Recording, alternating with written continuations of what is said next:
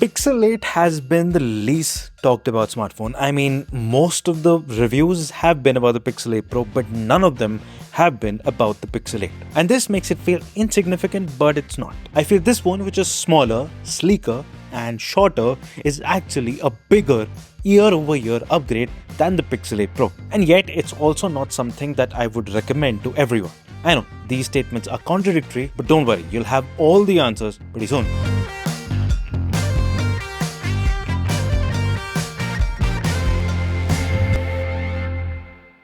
So the Pixel 8 is a smaller phone in every dimension. The corners are more curved off while maintaining the same curvy back, so it fits in the hand better and hence is more comfortable. The visor is slightly bigger than before, which honestly makes it look better. Along with this, the 10 grams have been kicked off the weight, so a lighter phone. While everything else like the IP68 rating, the Gorilla Glass Victus on the front and the back remains exactly the same, the feel of this phone, due to all of these small changes, is entirely completely different. It feels more finished and more flagship material than the Pixel 7. Apart from this, the speakers on the phone are clear with a decent amount of low end and the haptics are more refined and stronger too. As for the changes, which you will see a lot more than you feel, the display is an incredible upgrade over the Pixel 7. It's a 120Hz panel over a 90Hz panel. It goes up to 2000 nits of peak brightness, which is incredible compared to just 1400 nits on the Pixel 7. And these changes are significant because I felt that the Pixel 7 display was mostly terrible. It had bad off-axis color shifting. I always had to use the phone at 90% brightness in a well-lit room so that I could see the display, and apart from that, using it outside was a mess. But none of that happens here. I can use it comfortably in any place, even if it was under a bright sunny day. Content looks better, reading anything is easier, and the 120Hz is a difference that I could feel. And of course, everything is smoother. Animations are smoother, scrolling is smoother, everything feels smoother, because honestly I could see that 30Hz of a difference between the Pixel 7 and the Pixel 8. And along with all this, the display is slightly smaller than before, the bezels have been shaved off, and the edges of the screen just curve slightly and much better and much more smoothly into the metal frame, which obviously makes it feel more finished and earns a big contribution towards the flagship experience of this phone.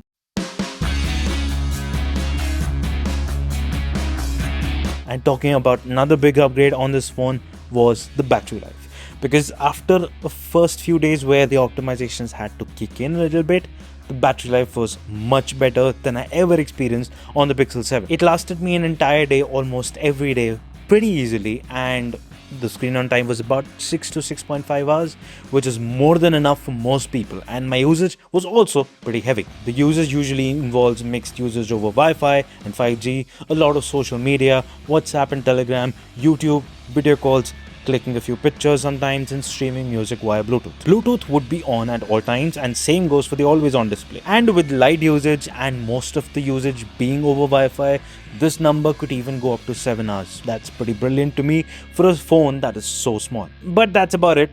The upgrade stopped there for the battery life because the charging is pretty much the same. Now shifting gears, there's one thing that I've always loved about the Pixels, and that is the software. And that's a big reason for a lot of people to love Pixels. Be it the animations, Material You theming engine, the colors, the way the quick settings panel looks, and the way media player looks in the notification panel, the now playing feature detecting the song playing around you, the way the always on display looks, how it transitions to the main screen, the lock screen customizations, even the way the folders on the home screen open. I absolutely adore everything about it. It is truly the smoothest and best looking version of Android, along with being the most original of all the other skins that you will find. But these features were with all Pixels. The Pixel 8 is more AI oriented when it comes to features, and here's the list of all the features, all the AI features that I've used most on this phone in the past few months of my usage. Okay, one thing that I've realized is that reading the articles that you are going through might not always be possible. Sometimes you're too tired, and because of that, hearing those articles at that time is much more comfortable. And that's where the Google Assistant comes in, because it can read the articles for you and in a much smarter way. It won't just read everything on the page, but only the article itself, not the ads, options at the top, not anything outside the article. Plus, if the article is in some other language and you want it read in English, that is possible. If you want an English article read in some other language, that is also possible as well. Razer Kishi V2 बनाम Backbone 1 यहाँ एक स्पष्ट विजेता है।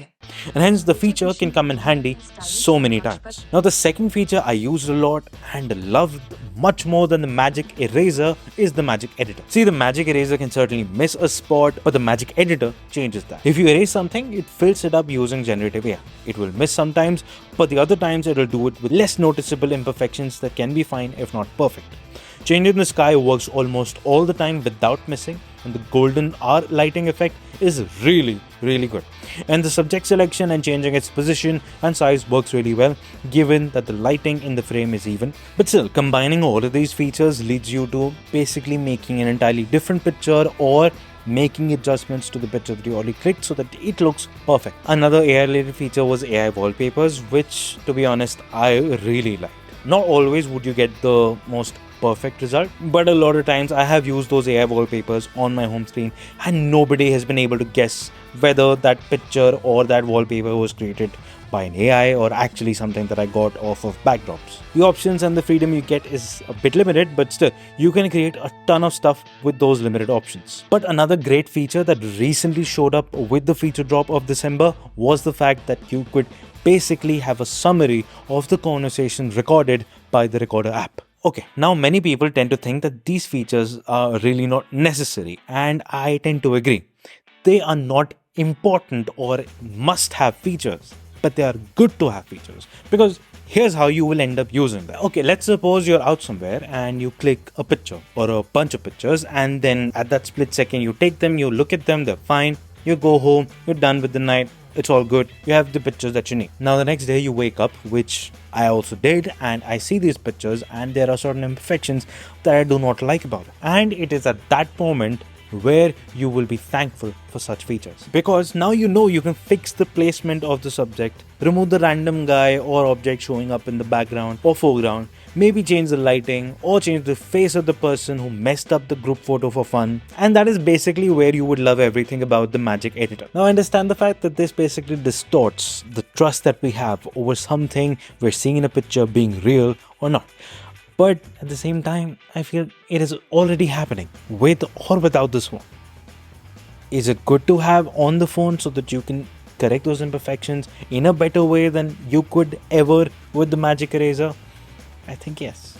And for that, it comes in very useful. Now, at the same time, with all the usability that you get with these features, the one thing that I absolutely hated throughout my usage was the fact that every picture for you to be able to use the Magic Editor on needed to be uploaded to the cloud first. So that meant that without a proper internet connection, you can't use most of these AI features. And since these pictures are being uploaded to the cloud, whenever you want a change to happen, whenever you select something on the Magic Editor to change, the fact is that all of these things will just take a few seconds to load up, and that wait time can be longer. Now, apart from this, the bugs that I faced was like limited to just one that I faced repeatedly and was very annoying. Even after the December feature drop, I continued to face an issue where I would basically just power out the phone and press my thumb onto the fingerprint scanner and nothing would happen. It would light up, but it would not respond to my thumb landing on it, and basically I would not be able to unlock the phone unless and until I put in my passcode. It happened once or twice every day, but it always happened. And moving on to software update policy, that is a big change with the Pixel 8, because now we're going to get 7 years of security updates, 7 years of software updates, 7 years of feature drops, and 7 years of AI innovations showing up on this Pixel 8. That means you will get updates to Android 21. I love the fact that it is true. I love the fact that it is happening. But I have certain doubts, which I will discuss later. And moving on, let's talk about the thing that basically put Pixel on the map. And that is the cameras. Talking about the primary camera, from the get-go, I loved how well the phone captures and renders details in every image. They are so perfectly natural. Nothing seems overdone to make the photo detailed. It feels like what you see from the eyes is exactly what you see in the picture. And this applies to everything, be it close-up subject or a wider picture with a lot of smaller details in the frame. See any area in the trees or plants in these images. See the walls, the stone, the road. You will see the details in everything. zoom in on them, and there is never any over sharpening observed anywhere. It is so good to see and I love it. Then come the colors, which are extremely well executed. And again, these two are accurate and exactly what you see from your eyes most of the time. I mean, sometimes in certain conditions, the camera does tend to overdo, because in certain situations where the lighting is a little bit too warm, it'll try to cool it down a little bit too much. Like in this shot of the food and beer, everything was made cooler than it looked, and if you notice, the reflection on the floor, which is the light from the outside, is completely blue, proving the fact that the shot was entirely made cooler than it should be, because this light was white. And there can be conditions where you will notice noise in the darker areas of the shot with a lot to process, and this mostly shows up during the quick shots that you click at night, and these things need to be improved. But apart from all of these specific conditions, the photos most of the time from this phone look incredible. The dynamic range control also remains the most on point out of the most phones that I've used. No matter the amount of light behind the subject, you will always see the subject very well, and the background would be properly exposed. You won't see any halo effect anywhere, and halo effect, if you don't know, is this weird glow that shows up around the subject if the HDR or if the light behind the subject is a lot more than what is on the subject. And I've seen this happen in a lot of phones. I've seen this happen on the S23, I've seen this happen on the OnePlus 11, but it almost never happens on the Pixel 8. And apart from this, another great thing that I've come to love about this phone is how great the bokeh or the slight depth of field effect comes up whenever you're clicking a close-up subject. It adds a very real degree of depth to the image, which I have grown to appreciate a lot, and again adds to the realness of the image. Now, due to the lack of a telephoto on basically the vanilla, the non-pro pixels, the fact is that the 2x digital zoom that these phones can do have always been disappointing to me. But that has changed this year, because I saw that happening on the iPhone 15, iPhone 15 Pro, and now I have seen it happen with the Pixel 8 as well. The digital 2x zoom on this phone is much better than it ever was on the Pixel 7. And all I need to show you is just one single shot to make you believe what I'm saying. Look at this shot of this dog. Look at his eyes. All the street lights can be seen reflected in them. Look at his fur. Look at the details on the floor. Nothing about this shot will tell you that it was not clicked with the main lens or a telephoto lens. You will see such things in every shot that I've clicked with this phone at 2x. There is an excellent amount of detail across the board, and the HDR and color processing is exactly what you get from the primary lens. This sheer lack of noise or any softness in the frame, even if the light is not ideal, continues to impress me to this day. So if you're like me and you do not like how wide the primary lens gets, 2x is a very good option for you now. Now, changing the lens and talking about the ultra wide, there's not much to say about it. It's a 12 megapixel sensor that came from the Pixel 7 Pro. It clicks pictures with the same processing as all the other focal lengths with the excellent HDR that we can expect.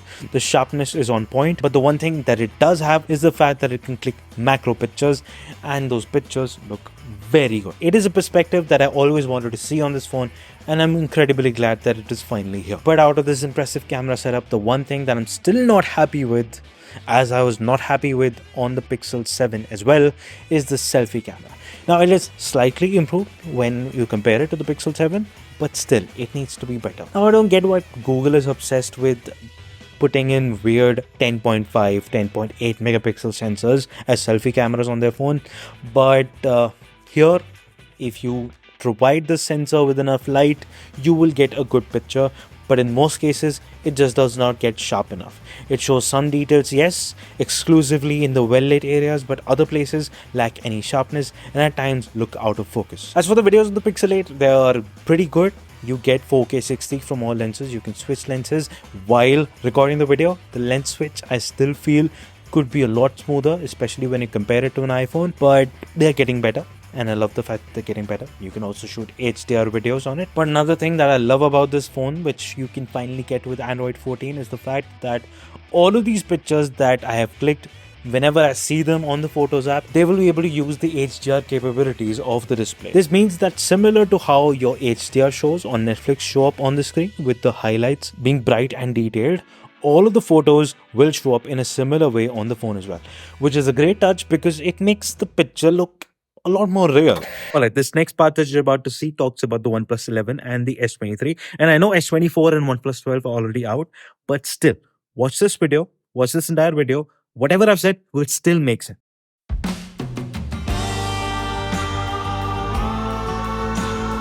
Okay, now so far in this video that you've seen, the Pixel 8 seems like a great phone. It fixes all of the flaws that were there with the Pixel 7 and it improves on the things that it was already good at. But at the same time, we're not just comparing it to the predecessor. It exists in the market which has competition around it. We have to compare it to that competition. And that competition mostly consists of the OnePlus 11 and the S23, which currently exist in the market. Now, the fact about these two phones is that they're great phones. But if I were to compare them with the Pixel 8 in terms of aspects like camera, battery life, design, display, these phones are either behind it or slightly ahead of the Pixel 8.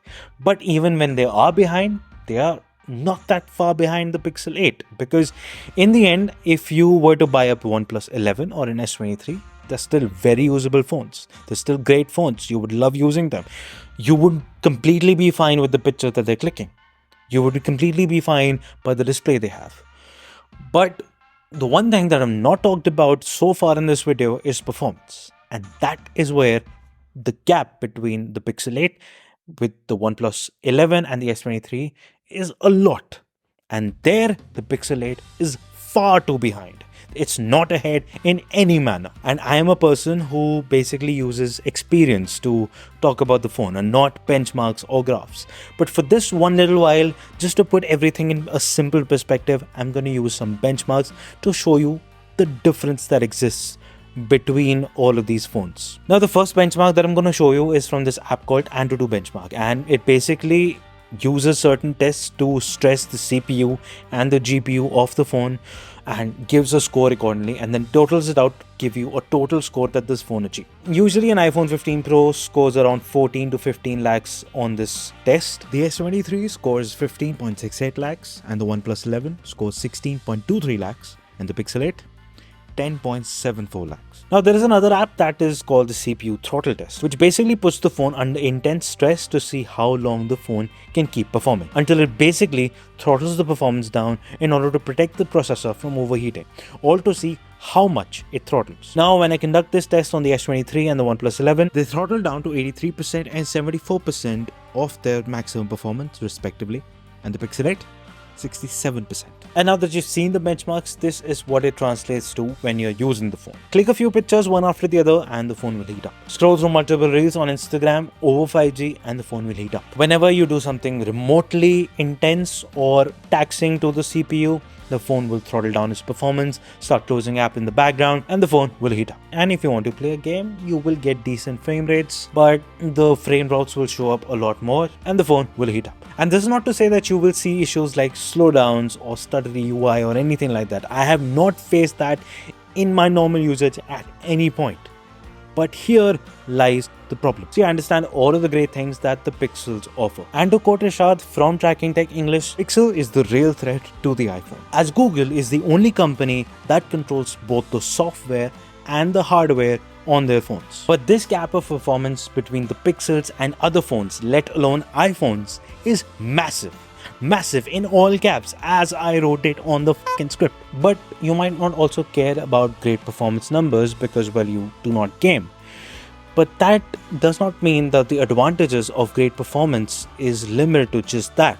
Great performance means that the phone will still work well 2 years from now, 3 years from now, 4 years from now. And for a phone that comes with 7 years of software support, I cannot bring myself to trust that this phone's performance will stay intact for 7 years from now. And hence, I can't recommend this phone to everyone.